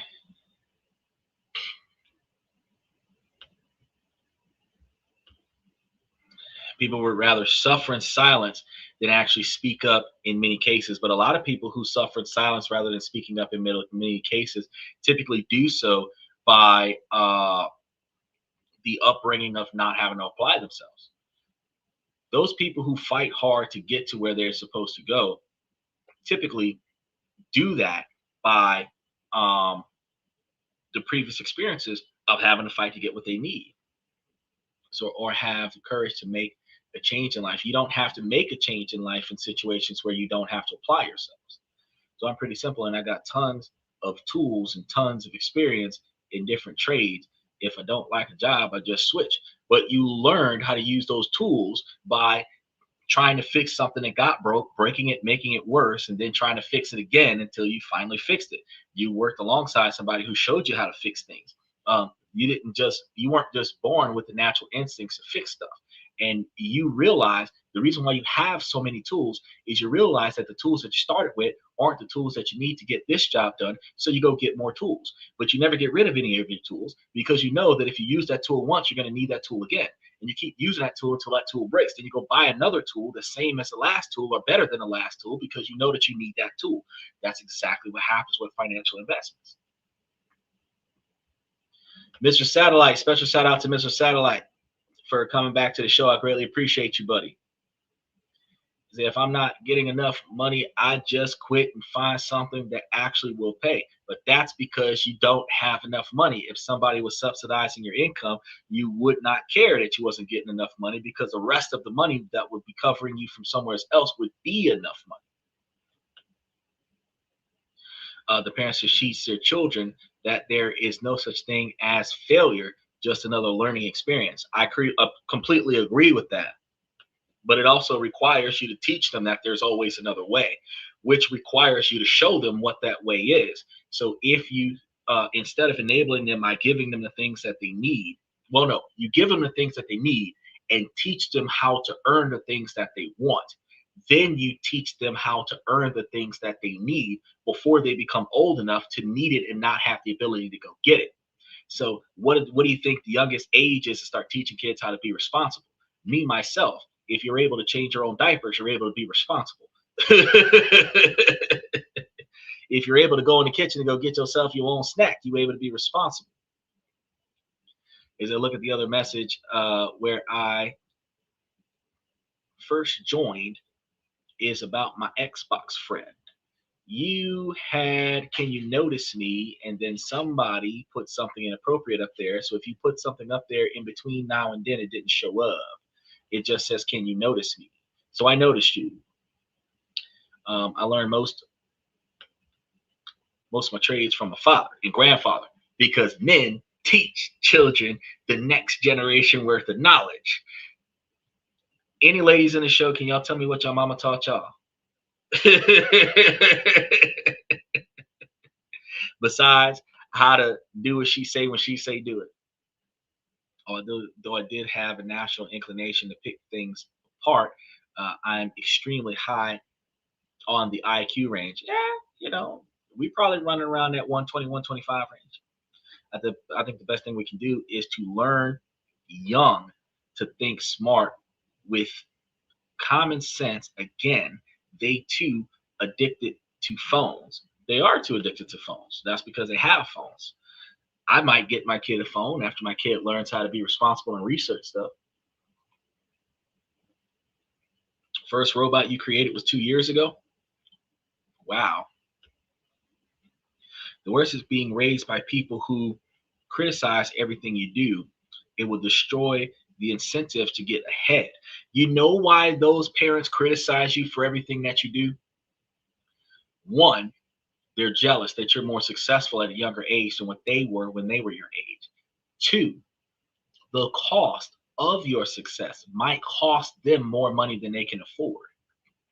And then three, they never overcame their failures. So their trauma from them failing big is going to now be superimposed on you to prevent you from experiencing negative pain from failing. But that does not prevent the child from having emotional concerns about failing. It just prevents the child from being successful. It's a level of trauma, and you should never discourage your children from doing anything. You shouldn't criticize them about everything that they do. You should be able to recognize what they're doing and provide them with reasonable advice as to how to accomplish that in a different way that would be more successful towards their expectations. Even if you disapprove of what they're about to do, it's like, man, I know you're about to go to that frat party, but I mean, if you come back with some chillings, I ain't help you pay no child support. This is what you need to do. You need to double up, buckle up, pull out early. You know what I mean? If it's on their face, it's not in their gut. That that's most people would say that's not the birds and the bees discussion that you want to have, but you're less likely to come back with children from that. That depends on how you react to criticism. No, the difference so constructive criticism is if I told you that you're backing into the driveway incorrectly and you're going to scratch your car. Telling you that the light's red, light's green, stop because there's a stop sign, go because you've been sitting here too long, turn left, turn right, speed up, slow down. The speed limit is 65, you're going too slow. The speed limit is 65, you're going too fast. Shut the fuck up. Let me drive this damn car. It does not depend on how you're criticized. It depends on how often you're being criticized about how many different or similar things. Because if your parents is coming down on you about how you dress, how you walk, how you talk, how you interact with people, then every time you do something good, they criticize you about what you tried to do, what you failed to do, what you did do good, that you're not doing no more. You just get tired of being told about things. Criticism is supposed to be a reminder of your failures and how to make corrective actions to change them.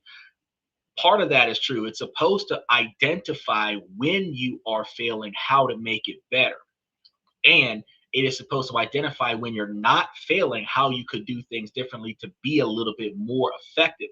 The same way when I was on a show giving Dylan other financial advice tools to help him expand his portfolio. He's not doing a bad job of investing, but there are things he didn't know that he could make his investment opportunities more successful. This is a situation where the constructive criticism is, if you look into something else, you might find better results. But if you stick to the same, you're not going to see as much improvement as you would see if you looked into something else. But just claiming that you're a bad investor because you're not making the investment decisions that other people might make is a type of criticism that is not constructive. It is just devaluing your decision making. So we have to make sure that the difference between letting you know, hey, if you do it differently, you might see the outcome that you're looking for. That is the goal in providing a level of criticism. But it is a discouraging thing because they don't like being told. Kids don't like being told what to do. Typically, the kind of children who are never given positive advice to be successful, they're always enabled to just do, and then you always play the superhero and fix the problem. They ingrain this into their mentality that I don't have to do better than this. So why are you telling me about it? It's gonna get covered by you anyway. So why are you telling me about it? But if I knew that you weren't gonna cover me, if I did not try to do it a different way, I would be trying to do it a different way so I don't lose the coverage. If I lost the coverage and I knew that I wouldn't get it back until I started performing better, I would start performing better so that I could get back into the good graces of the coverage. Frat party advice. That's exactly the advice I got as a teenager. And how many kids you got?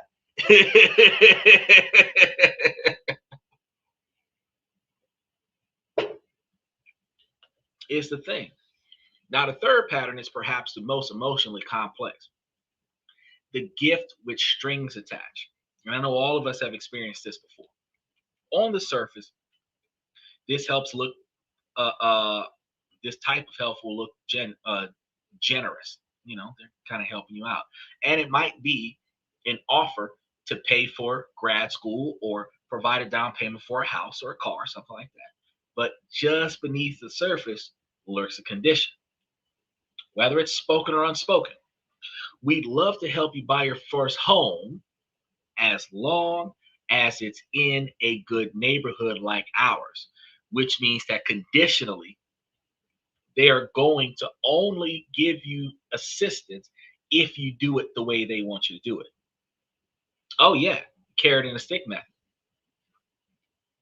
You know, uh, of course, we'll pay for your master's degree in a particular field like business, not in art history or a dance class, something like that. We'll give you seed money for your business, but we want final say on major decisions. Carrot and a stick. Let's call it for what it is. It's not a gift, but a transaction. And the currency being exchanged is control. Now, truth is that if they want a voting share on the things that you're doing, they can be a seed funder. They can be a seed investor, venture capitalist. But you got to contract that shit out.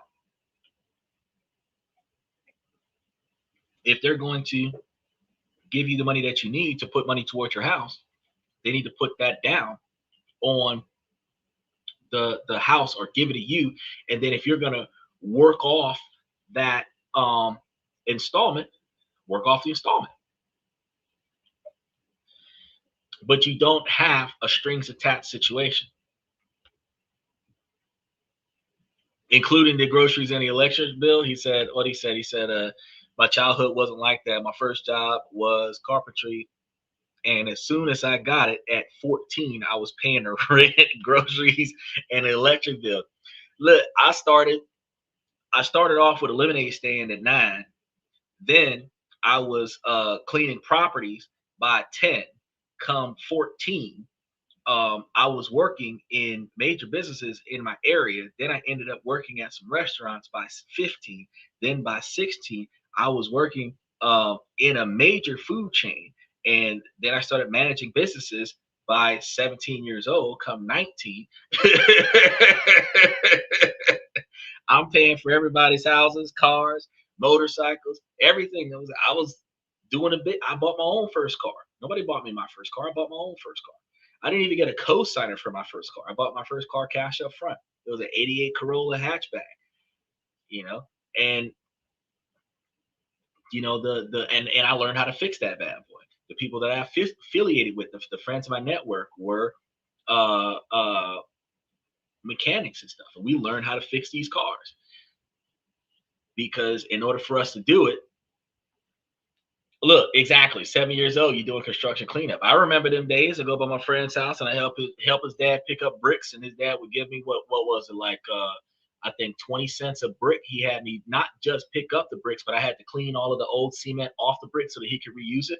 So per brick, I was getting between 20 and 25 cents a brick in order for me to get some money to go and buy a video game or buy myself a bicycle or something, I had to clean 200-300 bricks a day.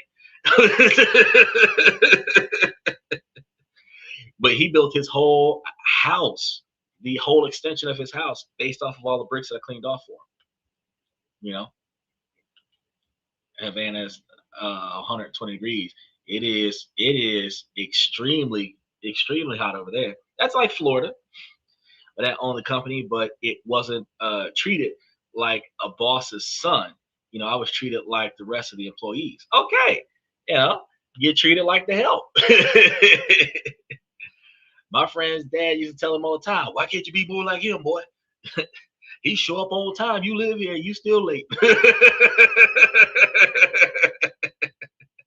This boy riding his bike from Cross City, get over here on time, get started. You still in the bed. He out here been working an hour and a half before you even get out of bed. You live here, you know. But again, the criticism was, don't be late for work. Show up on time. If you're supposed to be here first thing in the morning, you're supposed to be here first thing in the morning. While the bailouts can breed fear and allowance, this can breed compliance as well.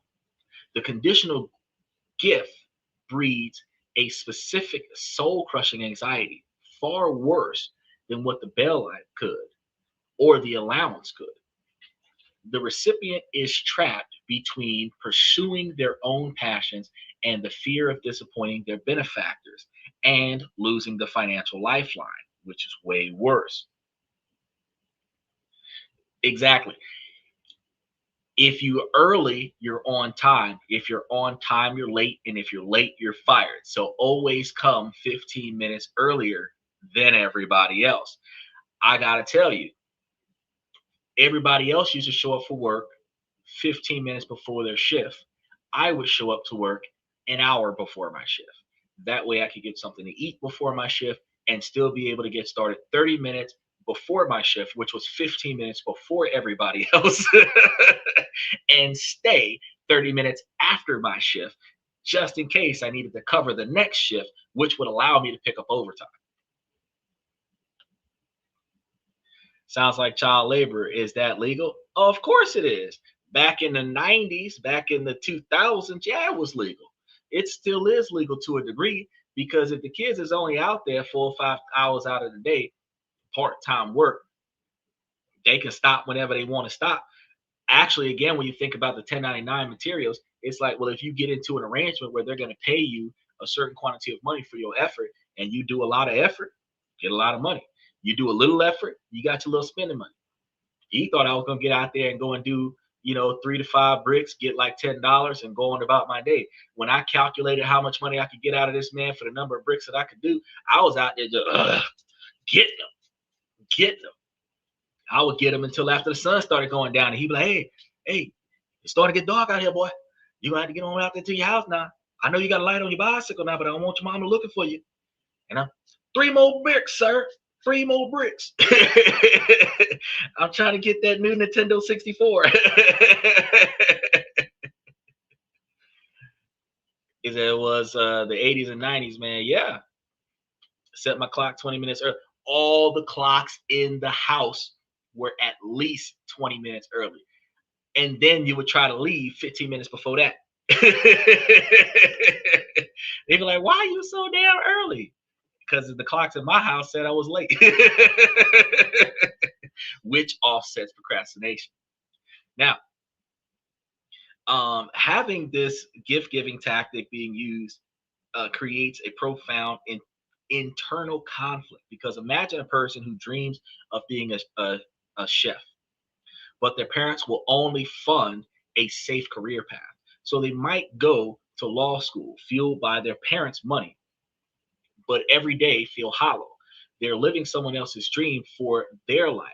And research has shown when people choose career based on external factors like parental approval, intrinsic motivation, rather than genuine interest, intrinsic motivation, meaning the difference between external motivation versus internal motivation, they are far more likely to be dissatisfied even though they've succeeded. This dynamic can poison the parent-child relationship, shifting it from unconditional love to conditional approval. And the adult child may feel they can't be honest. Every family dinner becomes a performance to maintain the flow of the funds that are coming in. And the parents may feel resentful if their guidance isn't followed, thinking after all we've done for them, it's still a control tactic.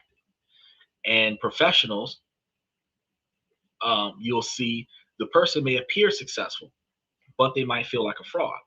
And this can lead them to a set of self-sabotaging behaviors or another level of burnout, eventually having a career crisis when they realize that they've spent decades on a path that they never wanted in the first place. Is that because I like to show up and a certain just what kind of mess I'm getting into before the rest of the crew get. Yeah, that's exactly what I used to do. Get there an hour early. Like, hold on. I just want to know exactly how fucked up this shift is about to start off based on the stuff that y'all just left here. Yeah, one or two things is gonna happen.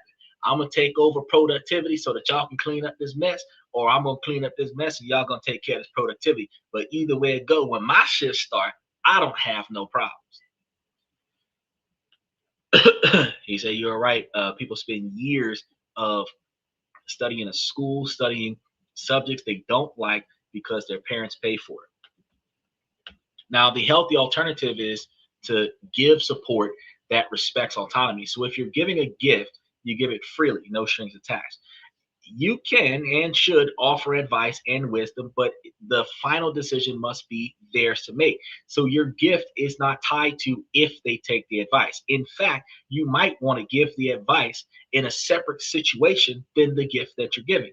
Once you've elected to invest in their endeavor, you're investing in their endeavor as an investor, which means that you have a contract that your benefits are going to be recouped to you. So you're going to give them this money to go to whatever art school that they want to go to, but they're going to pay you back with interest. You don't have to dictate what they want to do with their life. If they want to be a chef, let them be a chef. They're going to pay you back with interest. But if you tell them that I'll give you this money under the condition of you do as I say, that is just an overreach of a parent trying to maintain control over their child by financial compensation.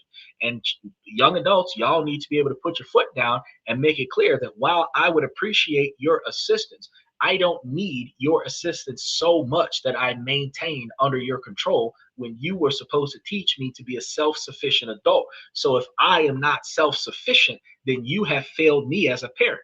So to prevent you from failing me as a parent, I will not accept any control related offers from you. And I'm going to figure another way out to get this done. Right? The parents nowadays like to project their own fantasies on their children, but the parents nowadays also project. Keep in mind that only 18% of men get to be parents, but the parents nowadays don't just project their own fantasies, they project their own fears.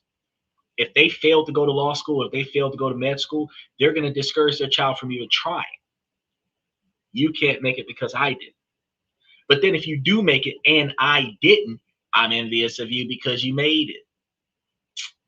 Those who can do and those who can't teach. I've been saying that for decades. But the fact is that you got to be proud of where you are, where you made it. Is they living vicariously through their children, like those women that are pageant moms, pressuring their kids to always look overly attractive for the pageant shows and stuff, talent shows and stuff. Yeah, the parents is pressuring their kids to learn how to play every variation of Mozart.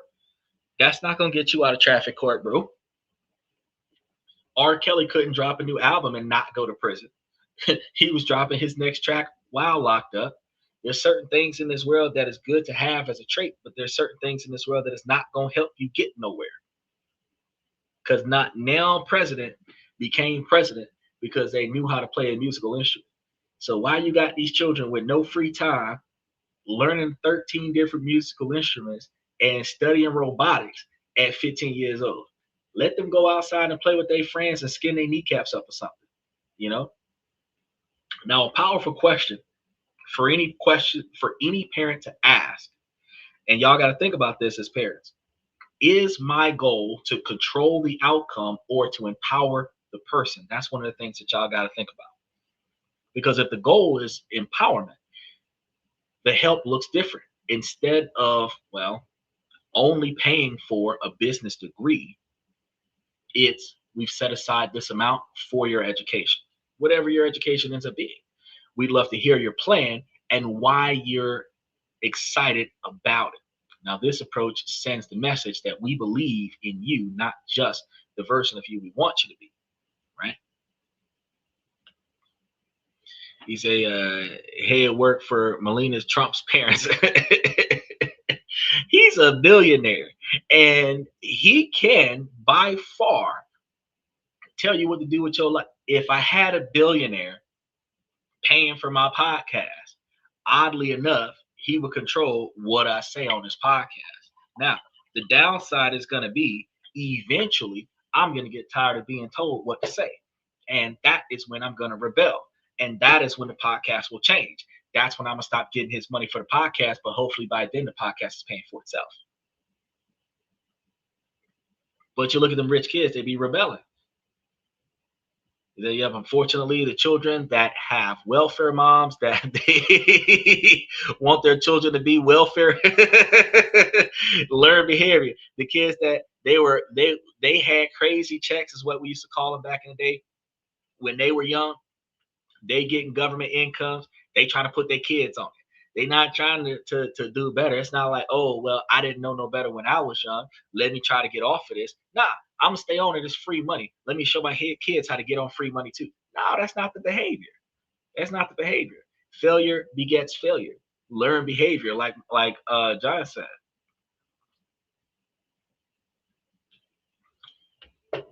Now, there's a form of help that often flies under the radar because it doesn't always involve cash. It's a proactive effort to remove any and all obstacles from young adults' paths. So let's call this one the shield from struggle. And most parents do this one. This is the parent who co-signs for an apartment so their child doesn't have to deal with a lack of credit history. The parent who uses their network to land their child a job, letting them bypass the brutal process of rejection. The parent who stops in to resolve a conflict with the landlord or a difficult colleague to prevent them from having to deal with conflict resolution. The parent that pays your boyfriend to leave and never come back so that you don't have to deal with a bad breakup, or vice versa. The parent that pays your girlfriend to leave and never come back so that you don't have to deal with that bad breakup. The motivation is pure love, the instinct to protect your child from hardships. But the devastating irony is that a life without struggle is a life without opportunity to build strength. And the shield meant to protect ultimately makes a child more fragile as an adult. He says a billionaire with 546 companies that only has 6 bankruptcies during his entire career. Let's point out the fact that he has had 6 bankruptcies in his career. That is recovering from failure 7 times. Because he tried 6 times, failed 6 times, and recovered a 7th time. And he went from being a millionaire of inheritance to a billionaire of investments. That speaks volumes to tonight's show. Bubble wrapped and coddling parents. The bubble boy. You got the kid in the bubble. They can't touch nothing. They think that it's fun till you run out of oxygen in the bubble. Resilience is arguably one of the most important predictors of long-term success. It's not a trait, it's a muscle built only by being tested against resistance. It's the quiet confidence that you gain from navigating a tough situation on your own. So when parents act as a perpetual shield, they rob their children of these character building experiences. The ramen noodle phase of early adulthood teaches invaluable lessons about budgeting. The pain of job rejection teaches perseverance. Navigating a workplace challenge alone builds problem solving skills, right? This is true to life scenarios. Is that I like the advice Don Pina gives to his students. Never take a no for an answer. He tells them that it takes about 17 rejections on average to make a sale. At least 17, because it depends on what topic that what product you're trying to sell. Is that mine was more like Christopher Titus' dad. What do won't do that again. I bet you won't do that shit again. Stick that butter knife in that wall socket if you want to. Then when your ass get electrocuted, bet you won't do that shit again. Wife be like, why didn't you stop him? Because he won't learn if I stop him. He'll learn if he does it. Oh, he could have killed himself. Now he knows. I got the defibrillator on standby, after the fact, So now, this isn't to say that parents should never help. Using your network to make an introduction, for example, can substantially improve early career earnings and is very different from demanding a friend to hire your child. The key distinction is between opening a door and carrying them all the way through it. A young adult who has been consistently shielded can enter their career at a disadvantage. They may be talented, but psychologically brittle. And at the first sign of real professional adversity, a demanding boss, a high pressure project, a layoff, the furloughs that just happened in October, they are more likely to crumble because they haven't developed the internal toolkit to cope. And the world can feel harsh and unforgiving because they've been conditioned to a life where every path was smoothed over, primarily by somebody else. Famous saying, I didn't fail 1,000 times to make the light bulb one, only learned what I shouldn't do. Oh no, that's I. Okay, so he said, I didn't fail 1,000 times to make the light bulb. I only learned what I shouldn't do. That's a good saying. I didn't fuck it up. I just learned what not to do to get it done right the next time.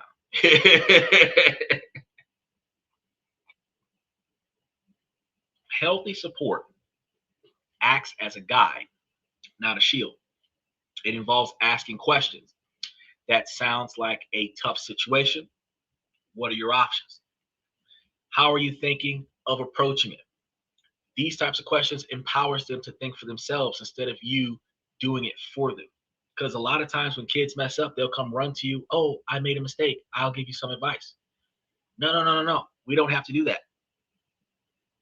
He said, is AI going to eliminate 40% of the jobs within 10 years? That's already happened. Almost died, but didn't. Yes, sir.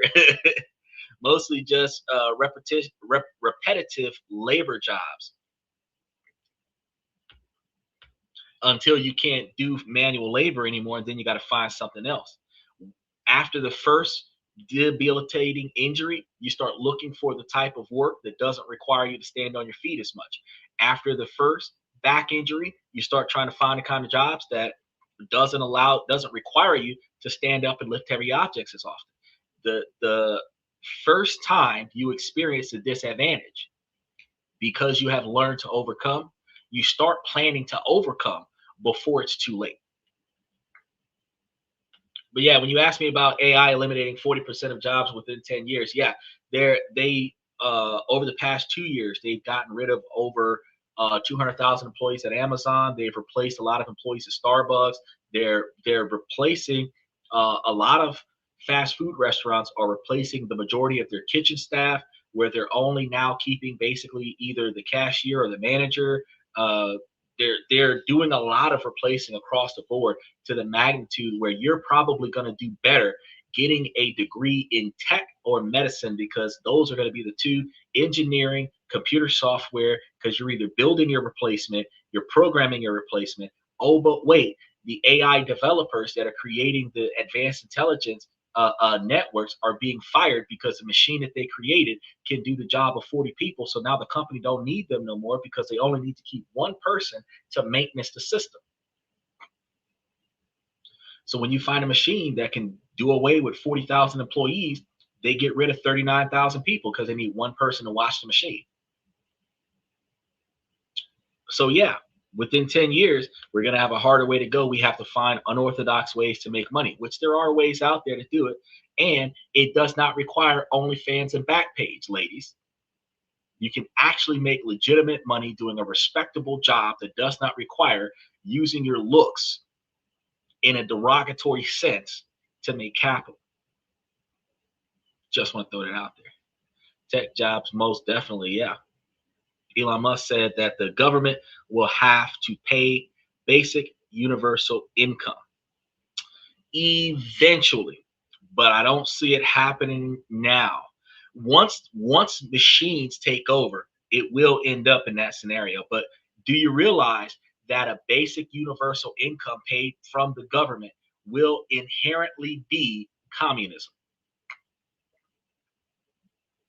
Because regardless of how much or how little you work, everybody gets reasonable resources. Communism. That's a communist model. We're not talking about the political terrorist model. We're talking about the financial economics identification of communism. The sharing of resources is communism. Capitalism is benefiting from the losses of others. Sharing the resources is communism. When the government starts paying everybody's salary so that nobody has to work, that's communism. That's under the assumption that we don't get hit by another Carrington event, because that's a win, not if. Well, before we get hit with another Carrington situation, we're likely to see Bitcoin crash again. Burger flippers got replaced by machines. Taco shufflers, yeah, yeah. Drive through down to a machine.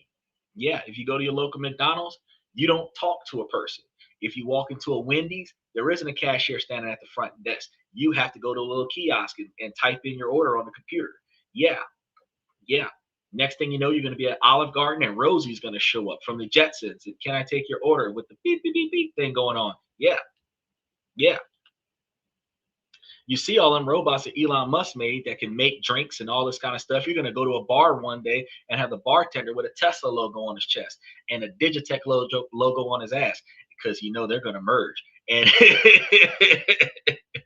that's going to be a whole nother scenario.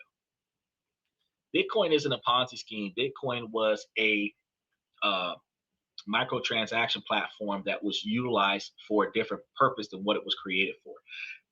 It was supposed to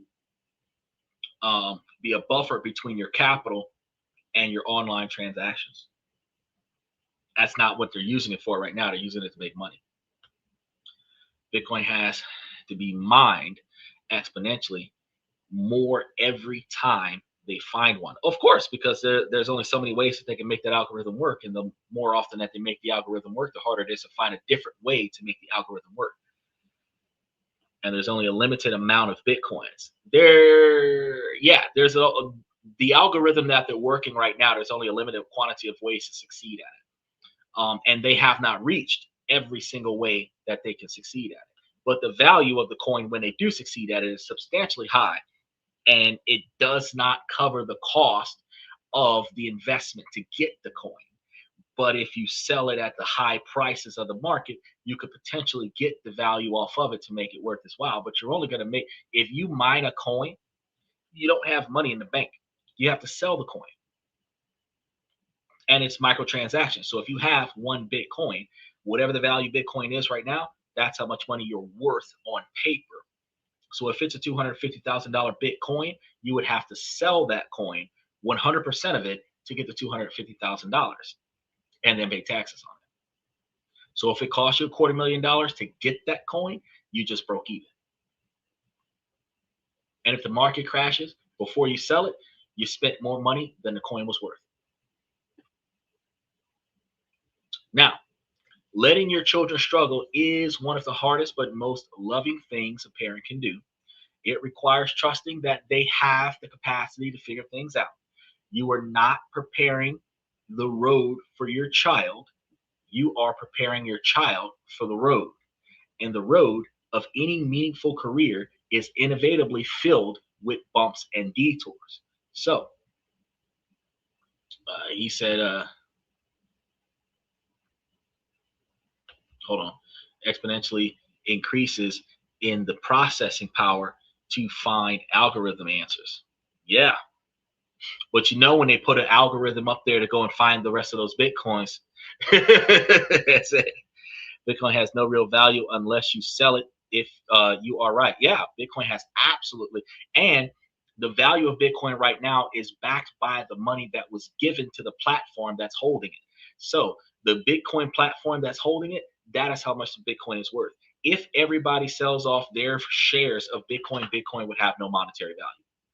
It's only worth what somebody's willing to pay for it when you put it up for sale. Essentially, Bitcoin is like drilling for oil, and with each gallon that you pump, it becomes heavier and thicker. I wouldn't say that it's like dribbling for oil, because oil is highly valuable. Bitcoin ain't worth shit unless somebody puts their money up for it. It would probably be more like drilling for raw sewage and then finding a way to convert it into some kind of renewable energy source. Where until it becomes valuable to somebody else, it is worth absolutely nothing, but you're drilling for it anyway. Yeah, that part. Because you got to understand the mining of the Bitcoin is worthless.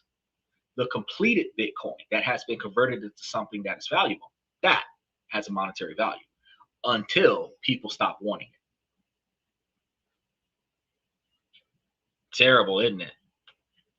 Now, a final category casts a long shadow over a person's entire work life. It's the promise or even the assumption of a large inheritance. We can call the potential fallout from this the inheritance mindset. The psychological impact begins the moment a young person understands that someday they will receive so much money they will never have to work again. This knowledge can fundamentally alter their motivation and search for purpose. The danger was famously summarized by Warren Buffett, who said he wants to leave his children enough money so that they would feel they could do anything, but not so much that they could do nothing. That's the heart of the issue. A massive workplace inheritance, a massive work replacing inheritance can create a why bother syndrome. The internal fire that drives ambition can be dampened. Why endure the stress of starting a company when you're already set for life? Why climb the corporate ladder when the prize is already in a trust fund? Some parents worry that a large inheritance could rob their children of the very ambition that would require to build the fortune in the first place. Ideally, they say that the first year is, um, he said, drilling for raw sewage. I'm gonna borrow that. um, Ideally, they say the first generation of wealth is the most successful, and the second generation of wealth is going to be far less successful, and the third generation of wealth is going to lose it all, and then it's going to repeat again, because the second generation knows what it's like to struggle, but knows what it's like to be kept. The third generation knows what it's like to be kept and never had to struggle. The fourth generation will struggle because they've never been kept, and they will have to start the dynamic over.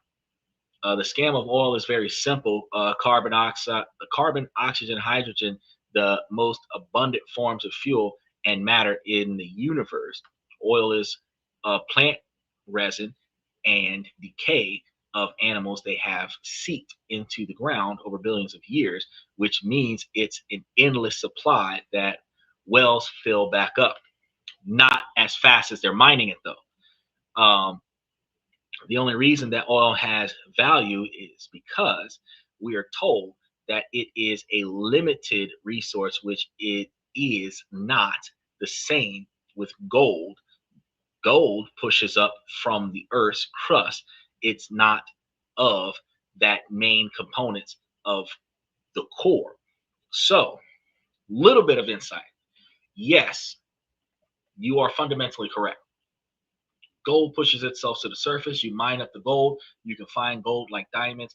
It is not something. It is something that is created through chemical reactions and pressure.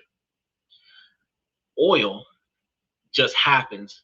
The more we kill each other off and bury each other in the dirt, that seeps down into creating the oil.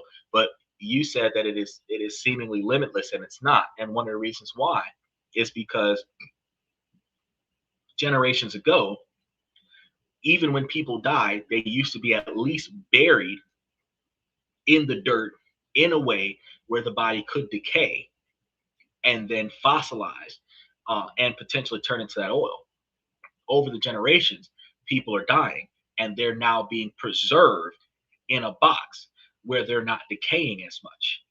Then we have scenarios where in modern times, we're now doing a cremation where everybody is burned and the ash is not put in a position where it can decay. So you have the carbon emissions from the body that is going into the atmosphere instead of it being dissolved into the earth where it can create that oil.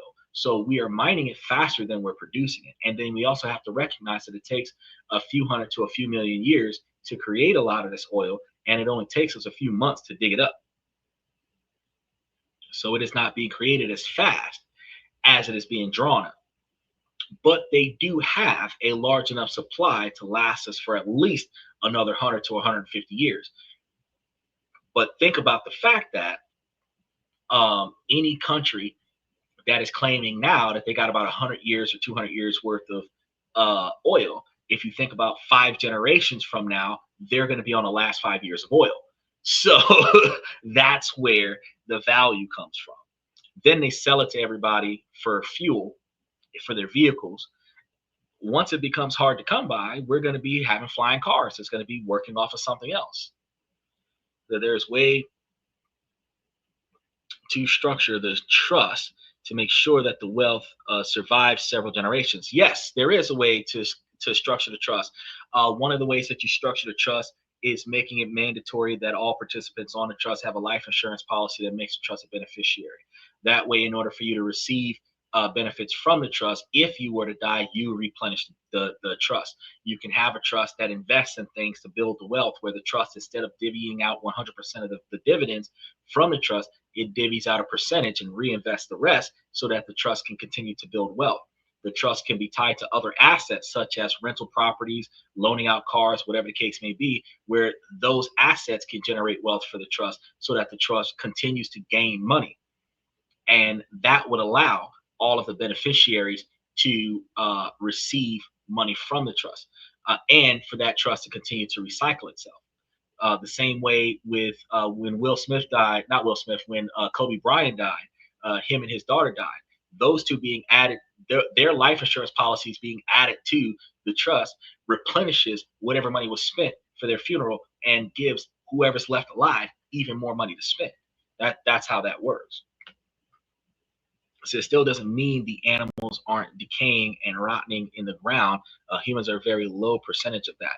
Well, the dynamic is, he says, bugs are pretty much the dominant species in on this planet. Yes, you're right. So the thing is that humans is just a factor of it. What I'm saying is that the way we're changing how we impact our environment, the production of oil is not happening as fast as it would have had we not been involved in it, and we're taking it out of the environment faster than it's being produced in the environment. So while humans are a percentage of the ecosystem, humans are not the sole contributor to the ecosystem.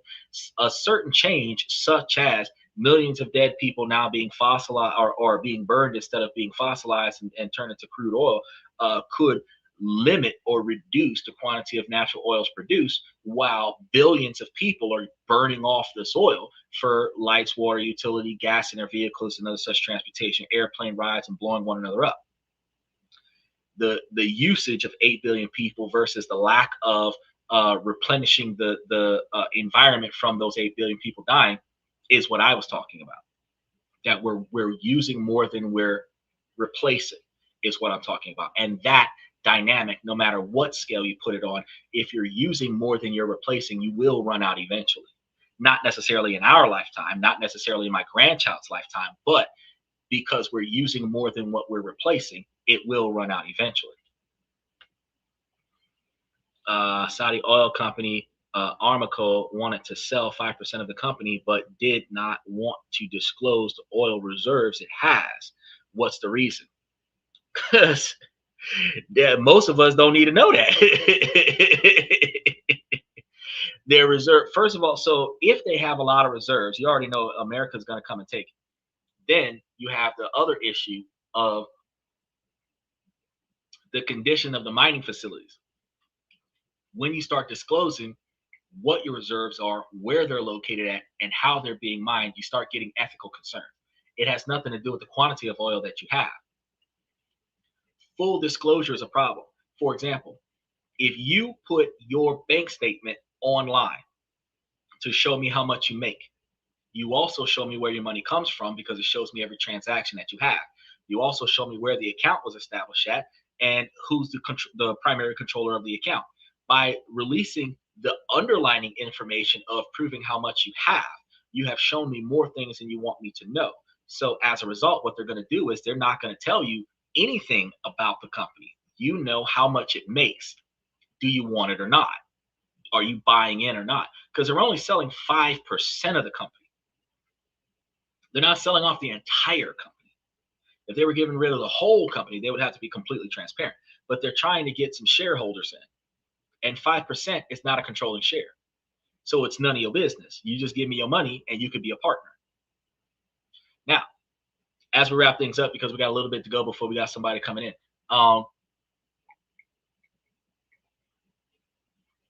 With the inheritance situation, it doesn't mean that every heir becomes lazy. Many feel a deep pressure to live up to the family legacy like Donald Trump did. And their own accomplishments can feel forever asterisked by their inherited wealth. Their identity can become the heir rather than the artist or the entrepreneur. So the issue isn't the money itself, but its potential to remove the need for a central organizing purpose. And without the structure, a challenge of a career, some can drift, struggling to find meaning in their lives and a sense of professional accomplishment, which in some cases can lead to boredom and dissatisfaction. And amongst men, when men do not have a purpose in life, they tend to be more destructive and self-sacrificing. Buffett's approach is, again, instructive. He has been open with his children that the bulk of his fortune will not go to them as a lump sum, but will instead fund charitable foundations. They will be responsible for managing. And this is the masterstroke of psychological wisdom. He isn't giving them a life of leisure. He is giving them a life of purpose. He is giving them a very big, very important job. And for families of more modest means, the principle holds. The conversation around inheritance should be about value, not just numbers. Framing it as a tool, continuing the family values through philanthropy, entrepreneurship, or supporting education can instill a sense of stewardship rather than entitlement. Incentive trusts that tie distribution to life events like graduating college can also encourage productive behavior. The goal is to treat inheritance not as a finish line, but as the different kinds of starting blocks that aid you in your success. So after all that, what's the right way to help? The answer is shifting your mindset from providing a safety net to building a springboard. A safety net is passive. It just catches you. A springboard is active. It propels you higher. The goal of healthy support is not to prevent failure, but to build the capability for success. So here's what a springboard model looks like in practice. First, for parents, the key is to transform from a bank into a mentor. Give with a purpose and a timeline instead of open ended subsidies. Tie support to specific time limited goals. You can invest in their education or a down payment. Frame it clearly. We'll contribute X for Y months to help you build an emergency fund. This manages exceptions or expectations and reinforces that the goal is independence. Combine money with mentorship. Don't just write a check. Use it as a teaching moment. If you help with a down payment, walk them through the mortgage process. If you help them budget, do it with them. You are transferring your life's experience in a positive way, which is infinitely more valuable than just money. Make autonomy the shared goal. Communicate this openly and lovingly. Our goal is to see you stand confidently on your own 2 feet, and we want to help you get there. This frames independence as a team effort. Prioritize your own financial security first, though. This is going to be very critical. Many parents provide support to the detriment of their own retirement savings. Putting your own oxygen mask on first is not selfish, it's responsible. It ensures that you won't become a financial burden on your children later on in life. Now, for the adult children receiving support, you have an active role to play. Lead with a plan, not a plea. Instead of going to your parents with just a problem, I can't pay my rent, approach them with a solution. I'm short on the rent this month. Here's my budget and my plan to get back on track. A short-term loan of X amount of money would help me execute this plan. Treat help as a bonus, not a baseline. Build your lifestyle around what you earn, not what you're given. Use parental help as a springboard. Matter of fact, if you have a parent that's willing to give you a guaranteed capital on a religious basis, you have the ability to, instead of building a lifestyle around them, because you're supposed to live off of 30% of the money that you bring in, not 30% of the money that they give you could take their money and invest it into savings, stock options, retirement. Whenever they stop giving you, they stop giving you. But what you've built up over the years, you worked for your standard living, but your retirement is set up from them giving you something. You got something to look forward to. When you stop working, your money is still managed well. Okay. Do not let what they give you become a lifestyle inflation. You know, you want to be able to use their springboard to aggressively pay down debt, build emergency funds, or invest in some new skills. Communicate and express your gratitude. Keep your parents in the loop. Show them how their support is helping you achieve your goals. This turns them from anxious benefactors into proud investors of your future. Drive the conversation about tapering support. Take the lead in creating the plan to wean yourself off of the assistance. This is the ultimate demonstration of your commitment to independence and give you the profound satisfaction of building a life that is truly your own. The journey to financial independence is one of the most important rites of passage into adulthood and deeply intertwined with our sense of competence and identity. For generations, parents have wanted to make the journey easier for their children, but there's a critical difference between making the path easier and removing the journey altogether. The wrong kind of help, the bailouts, the endless allowance, and the controlling gifts can inadvertently create a life of anxiety and stagnation. It can circuit their very experiences that builds resilience and the self-belief required for a meaningful career. The right kind of help, however, is a powerful catalyst. When structured as a purposeful springboard, it can open doors to education, accelerate career growth, and provide the stable foundation upon which a person can build their own success. It is help given with trust aimed at building capability and designed to one day become unnecessary. Ultimately, the great financial gift you can give your child isn't the money, it's the skills, the mindset, and the confidence to thrive without it. It's the quiet assurance that comes from knowing they have been prepared for the road, not just that the road has been prepared for them. That is a legacy of true wealth. We all have a money story, and so much of it is shaped by our families. It's a topic we don't talk about nearly enough. So I have a question for you guys as we walk off the show tonight. What's one lesson about money, good or bad, that you've learned from your parents that we haven't shared on the show? Make sure that you share that in the comment section. Your story might be exactly what someone else needs to hear today to make them a better person tomorrow. Now, we've got to run. So I want to say before we go, ladies, as long as the situation doesn't make sense, I'm going to keep asking you ladies to make it make sense. So ladies, please make it make sense. And fellas, I gave you guys this information to help you become higher value men. So all you have to do is prioritize the things in your life that you're capable of controlling and making change wherever possible, and then navigate around things you cannot control. Ladies, while this is a male-driven podcast from the male's perspective, this is not exclusive to the men. Y'all can take this information and use it to make yourselves higher value women. But it is up to you to change the things that you don't like about your life. So I want to thank you guys for coming to tonight's show. I'm your host, Xander, where we talk about this, that, and everything in between. And I'll see you guys tomorrow night.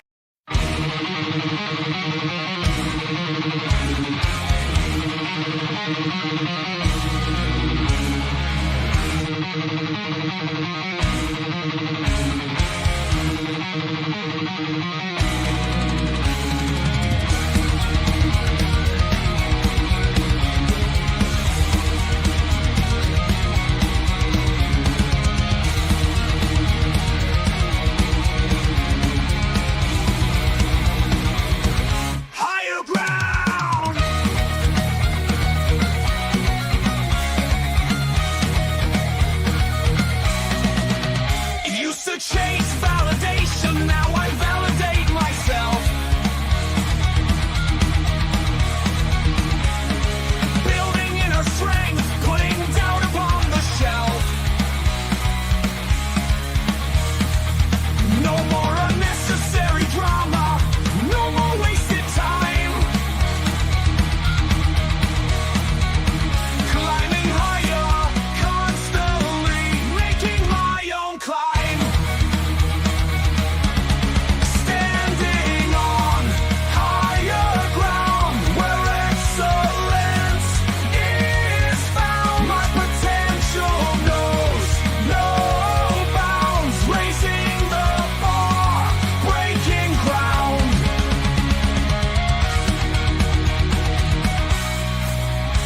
My network is my net worth. Choose your company wise. Surround yourself with eagles, not with sheep in disguise. Every interaction is a reflection of my brand. Quality over quantity, that's my personal command. I'm not landing on higher ground where excellence is found. My potential knows no bounds, raising the bar, breaking ground.